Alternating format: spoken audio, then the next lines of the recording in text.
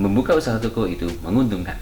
Katanya, perlu kalian ketahui bahwa setiap usaha itu ada untung rugi. Mengapa?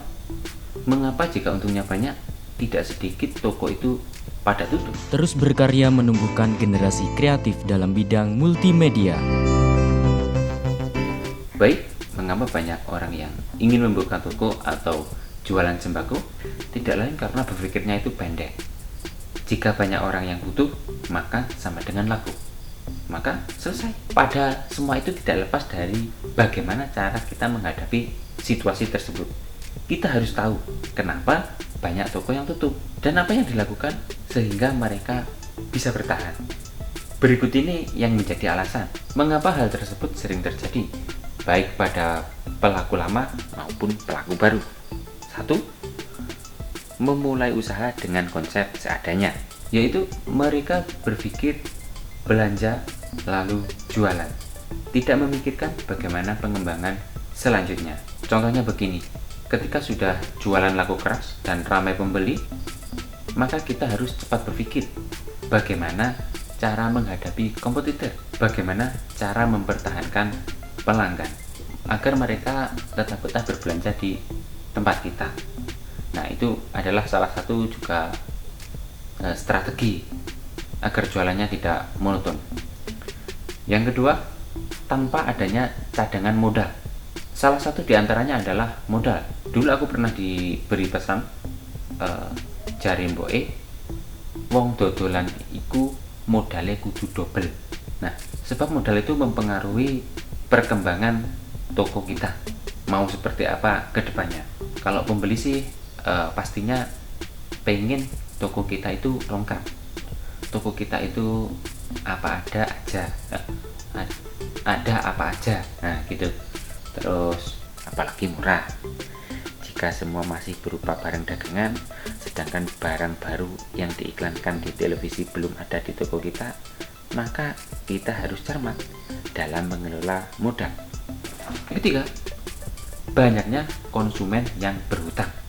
Namanya jualan tidak lepas dari orang hutang, tapi hal tersebut juga harus diperhatikan agar tidak hutang berlarut-larut. Hutang tetangga tidak diprioritaskan, malah mementingkan arisan.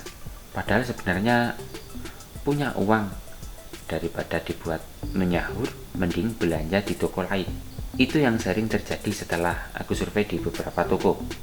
Maka buatlah jangka waktu yang pasti atau batasi nominalnya. Limit pinjaman maksimal berapa. Yang keempat, kurang variasi barang. Kalau masalah variasi barang ini juga sebenarnya bisa disesuaikan dengan kebutuhan sekitar. Tahu pasar lah, intinya disesuaikan dengan lingkungan sekitar. Kita itu tidak hanya terpaku menyediakan barang baru atau macam-macam barang, sedangkan di wilayah tersebut tidak terlalu dibutuhkan, tidak terlalu diminati, ya pastinya kurang pas. Dan segeralah lakukan jika memang mereka mencari sedangkan kita belum menyediakan. Jangan hanya jualan itu-itu saja. Setiap ada yang tanya, jawabnya tidak punya. Ketika tahu di iklan televisi tentang produk baru, pasti kebanyakan sudah menyimpulkan di toko si A pasti nggak ada, maka nggak jadi mampir. Yang kelima, ambil untung terlalu banyak. Nah, di bagian inilah mengapa banyak orang yang ingin jualan, karena untung. Dan kenapa bangkrut atau sepi, karena juga ada kaitannya dengan untung ini. Setiap kebutuhan maka perlu yang namanya untung.